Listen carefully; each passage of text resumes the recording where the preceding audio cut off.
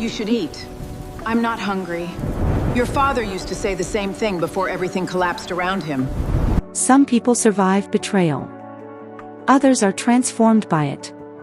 This is the story of Isabella Dawson, a woman whose world was destroyed by the very people she trusted most. I thought you died. I thought the same about you. Her family stole her inheritance, shattered her reputation, and left her to die in the frozen wilderness. But pain did not destroy Isabella. It rebuilt her into someone stronger, colder, wiser, and impossible to break. Before we begin this unforgettable journey filled with betrayal, love, suspense, sacrifice, and redemption, hello to every single one of you watching from around the world. How are you all doing today? And if you haven't subscribed yet, this is your sign to join the family because stories like this only get more powerful from here.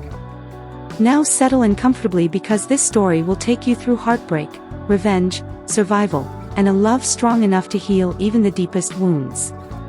Rain pounded against the giant windows of the Dawson estate while thunder rolled across the Chicago skyline.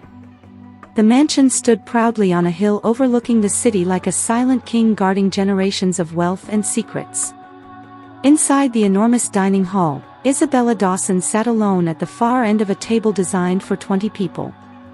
The untouched soup in front of her had gone cold. At 26 years old, Isabella possessed a beauty that turned heads effortlessly.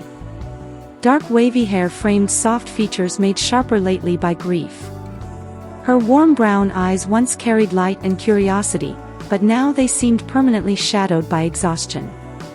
6 months earlier, her parents had died in a helicopter crash during a business trip over the Canadian mountains.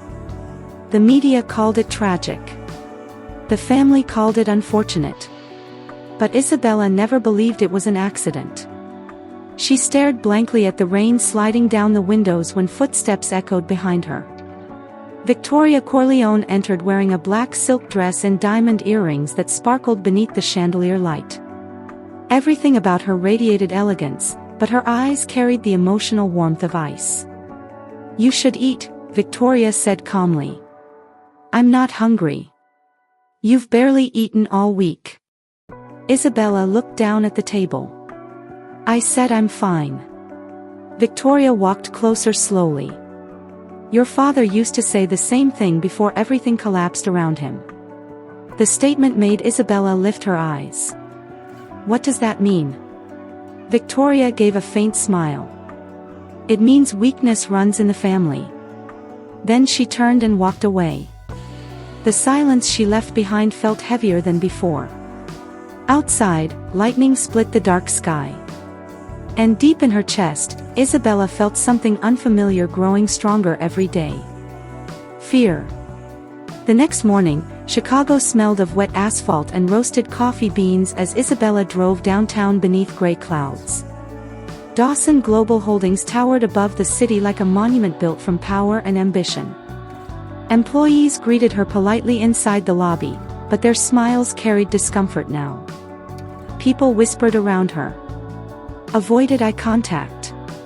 Conversations stopped whenever she entered rooms. Something had changed since her parents died. And Isabella could feel it. Inside the executive boardroom, Damian Sullivan sat confidently at the head of the table. He looked perfect as always, expensive suit, perfectly styled dark hair, charming smile carefully designed to win trust. But Isabella had known Damian long enough to see what others missed. Ambition burned behind everything he did. "There she is," Damian said smoothly as she entered. "Our missing heiress." "I was invited to this meeting," Isabella replied. Damian smiled politely. "Of course. As an observer." The words hit harder than she expected. Her father helped build Dawson Global from nothing, yet now she was treated like an outsider in her own family company. Only one person in the room seemed genuinely concerned for her. Ethan Bennett. He leaned casually against the conference table, sleeves rolled to his elbows, dark hair slightly messy as usual. Ethan worked as a private investigative consultant for the company after leaving military intelligence years earlier. But to Isabella, he was something far more important. He was safe. He gave her a subtle nod that somehow steadied her heartbeat. The meeting dragged painfully. Damien discussed company restructuring while quietly removing Isabella from critical decisions one by one. By the time it ended, she felt invisible. Ethan caught up with her inside the underground parking garage. "You okay?" he asked. "I'm surviving." "That bad?" She laughed bitterly. "You ever feel like everyone in a room already decided your future without telling you?" "All the time." That finally made her smile slightly. Ethan studied her carefully. "There's something else." She crossed her arms. "What do you mean?" "The helicopter crash report." Her stomach tightened instantly. "What about it?" "It doesn't make sense." The fluorescent lights above them buzzed softly while rainwater dripped somewhere nearby. Ethan lowered his voice. "Mechanical failures like that don't happen naturally." Isabella stared at him. "You think someone caused it?" "I think your parents knew something dangerous before they died." Before she could respond, headlights suddenly flooded the garage. A black SUV sped toward them violently. Ethan reacted instantly, grabbing Isabella and shoving her behind a concrete pillar as gunshots exploded through the air. Glass shattered. Concrete chipped. Car alarms screamed. The SUV disappeared seconds later. Silence followed. Isabella's entire body shook. Ethan shielded her with his body until he was sure the danger passed. "Are you hurt?" he asked urgently. She could barely breathe. Who would do that? But Ethan already knew. Someone wanted Isabella dead. Days passed in chaos. Bank accounts were frozen mysteriously. Lawyers stopped answering calls. News outlets published anonymous allegations claiming Isabella secretly stole millions from Dawson Global before her parents died.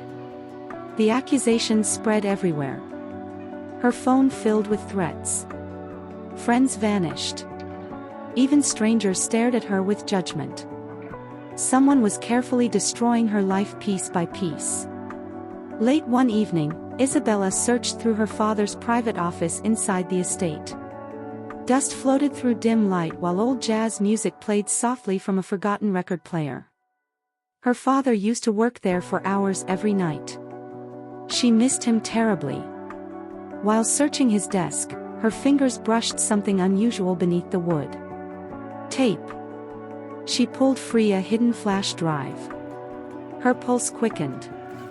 Inside were encrypted files, financial records, offshore accounts, and emails linking Damien and Victoria to illegal transactions worth hundreds of millions of dollars. Then Isabella found a final note written by her father. "If anything happens to us, trust no one inside this family." Her breathing stopped. A floorboard creaked behind her. She turned sharply. Victoria stood in the doorway. For a long moment neither woman spoke. Then Victoria smiled faintly. "You were never supposed to find that." Fear slid coldly down Isabella's spine. The following week became the worst of her life. During a massive investor conference in New York attended by media outlets from around the world, Damien suddenly accused Isabella publicly of financial fraud. Large screens displayed falsified documents carrying her signature. Bank transfers. Hidden accounts. Fake evidence. The room erupted instantly. Cameras flashed non-stop. Investors shouted accusations. Isabella stood frozen while humiliation crashed over her in waves. "She's innocent," Ethan shouted from the crowd. Nobody listened. Security escorted Isabella from the building while reporters surrounded her outside screaming questions. By sunset, every major network in America branded her a criminal. And by midnight, warrants had been issued for her arrest. Ethan found her hours later hiding in a roadside motel outside Denver. Rain tapped softly against the windows while Isabella sat curled beneath a blanket staring blankly ahead. "I lost everything," she whispered. Ethan knelt in front of her carefully. "No," he said softly. "You still have people who care about you." She looked at him with tears filling her eyes. "Why are you still here?" "Because everyone else leaving isn't enough reason for me to." The honesty in his voice broke something inside her. For years Ethan had hidden his feelings behind friendship and loyalty. But now, in the middle of chaos and fear, Isabella saw the truth clearly. He loved her. Before either of them could speak again, Ethan's phone rang. His expression darkened instantly. "What happened?" Isabella asked. "They found you." Headlights appeared outside seconds later. Black vehicles surrounded the motel. Armed men stepped out. Ethan grabbed Isabella's hand immediately. "Run." The next 48 hours became a nightmare of fake passports, dangerous roads, and desperate escapes across borders. Ethan drove through snow-covered highways while helicopters searched overhead. Eventually they reached Alaska. The storm waiting there felt almost supernatural. Snow hammered the mountains violently while freezing winds screamed through endless darkness. Ethan led Isabella toward an abandoned hunting cabin hidden near the cliffs. Inside, the air smelled of dust and old wood.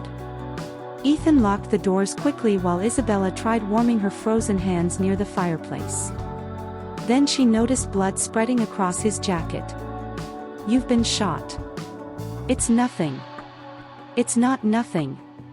She rushed toward him, panic flooding her voice. Carefully she helped him sit while tearing fabric from a blanket to stop the bleeding. Ethan watched her quietly.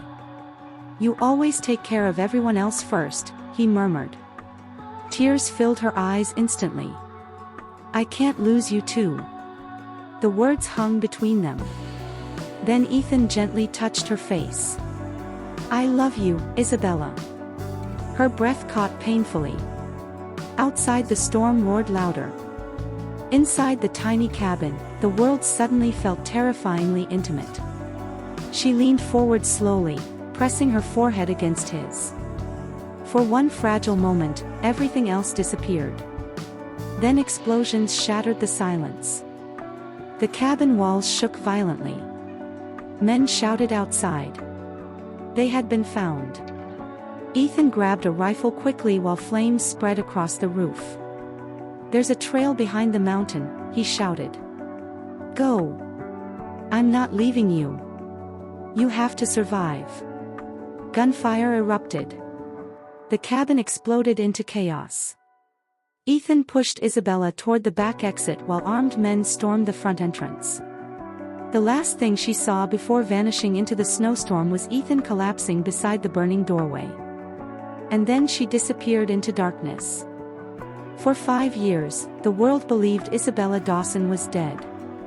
But death was the greatest mistake her enemies ever made. Because Isabella did not die in Alaska. She became someone new there. 5 years later, Monaco glittered beneath Mediterranean sunlight while billionaires gathered inside the Grand Sapphire Hotel for an international investment gala. Crystal chandeliers sparkled above crowds dressed in luxury. Music floated softly through the ballroom. Then she entered. Every conversation slowed. Every eye turned. Isabella Dawson no longer existed. Now she was Isabel Kingsley. Elegant. Powerful. Untouchable. Her silver gown shimmered beneath the lights while confidence surrounded her like armor. Years of pain had transformed her into someone impossible to underestimate. Damien Sullivan nearly dropped his champagne glass when he saw her. Victoria's face drained of color instantly. Noah Reynolds stared like he had seen a ghost. Only Ethan Bennett remained perfectly still. Alive. He crossed the ballroom slowly. "You disappeared," he said quietly. "So did you. I thought you died." I thought the same about you. Pain flickered across both their faces. 5 years of grief lived between them. Yet the connection remained stronger than ever. Damien approached cautiously. "Miss Kingsley," he said politely. "Have we met?" Isabella turned toward him calmly. "No," she replied softly. "But I know exactly who you are." Over the following months, mysterious financial attacks crippled Dawson Global Holdings. Investors withdrew suddenly. Illegal operations were exposed anonymously. Secret accounts vanished overnight. Nobody knew the mastermind behind the attacks. Except Ethan. He confronted Isabella one rainy evening in Paris. "You're destroying them. They destroyed innocent people first. And when does revenge stop?" She looked out across the glowing city lights. "When they suffer enough." But Ethan saw the sadness behind her anger. Revenge kept her alive. Yet it was slowly consuming her soul too. Meanwhile, Noah Reynolds battled crushing guilt inside the collapsing family empire. Unlike Damien and Victoria, Noah genuinely loved Isabella. But years ago fear kept him silent. Now regret haunted him constantly. One night he secretly contacted Isabella. They met inside an old church in Rome beneath flickering candlelight. "You let them destroy me," Isabella whispered. Tears filled Noah's eyes. "I know. You watched it happen. They threatened to kill me too." Silence trembled painfully between them. Then Noah handed her a file. "There's more." Inside were documents proving Isabella's parents planned to expose massive trafficking operations connected to wealthy business families before they died. Damien's name appeared repeatedly. Isabella felt sick. This was no longer personal revenge. This was about stopping monsters. Together with Ethan and Elena Cruz, a brilliant hacker Isabella once rescued overseas, they began dismantling the criminal network piece by piece. Danger followed constantly. Assassins. Threats. Explosions. Betrayals. Yet through every terrifying moment, Ethan remained beside her. And slowly, the walls around Isabella's heart began breaking again.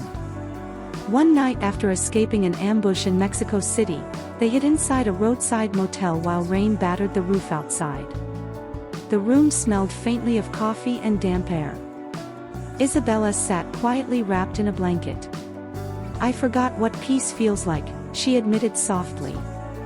Ethan sat beside her. "You don't have to carry everything alone anymore."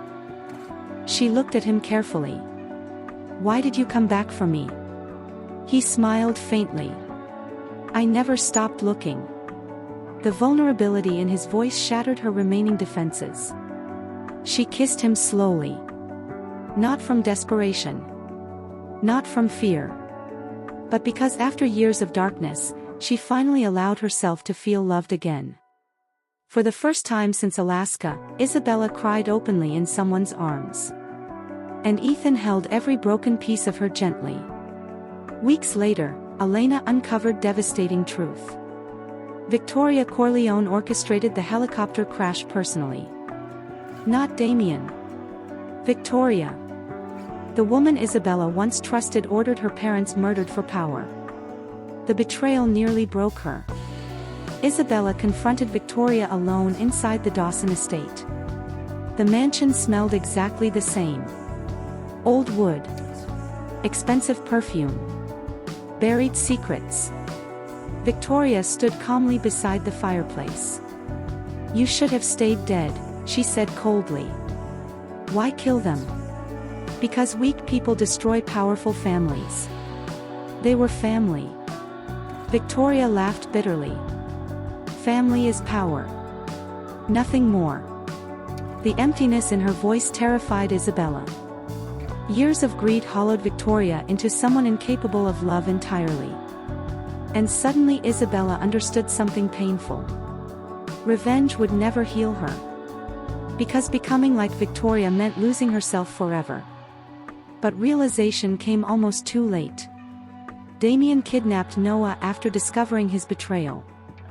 Chaos erupted across Europe as Isabella and Ethan searched desperately for him. Finally, Damien contacted Isabella directly. "Come alone," he demanded. "Or your brother dies." Against Ethan's wishes, Isabella went. Rain poured across an abandoned shipping yard near Athens while massive cargo containers towered around her. Damien emerged holding Noah at gunpoint. "You ruined everything," Damien shouted. "You ruined yourself. You think you're better than us." "No," Isabella said quietly. "I survived you." The words enraged him. Gunshots exploded suddenly as Ethan and Elena arrived with local authorities Elena secretly contacted earlier. Violence erupted instantly. Damien tried escaping with Noah, but Ethan tackled him near the docks. The fight turned brutal. Rain. Blood. Fists. Rage. Damien finally pulled a knife. Before he could strike, Isabella raised a gun toward him. Everything froze. She could end every nightmare right there. Damien smiled darkly. "Do it." But after a long moment, Isabella slowly lowered the weapon. "No," she whispered. "I won't become you." Police sirens echoed nearby. Damien was arrested moments later, screaming threats into the storm. Victoria's empire collapsed soon afterward as survivors finally stepped forward publicly. The Dawson dynasty crumbled beneath the weight of its own corruption. And Isabella finally stood free. Months later, spring sunlight warmed the streets of Florence, where Isabella opened a foundation helping trafficking survivors rebuild their lives. Elena worked beside her. Noah started over honestly, far away from the family empire. And Ethan. He never left Isabella's side again. One evening, beneath glowing golden skies overlooking the Arno River, Ethan gently took her hand. "You spent years surviving," he said softly. "Maybe now it's time you started living." Then he knelt slowly and opened a small velvet box. Inside rested a simple diamond ring. No grand speech. No performance. Just love. Tears filled Isabella's eyes instantly. Yes. The city bells rang softly nearby while Ethan kissed her beneath the fading sunset. And for the first time in years, Isabella felt something stronger than revenge. Peace. Because the greatest victory was never destroying the people who betrayed her. It was refusing to let their darkness destroy her heart too. Some betrayals bury people forever.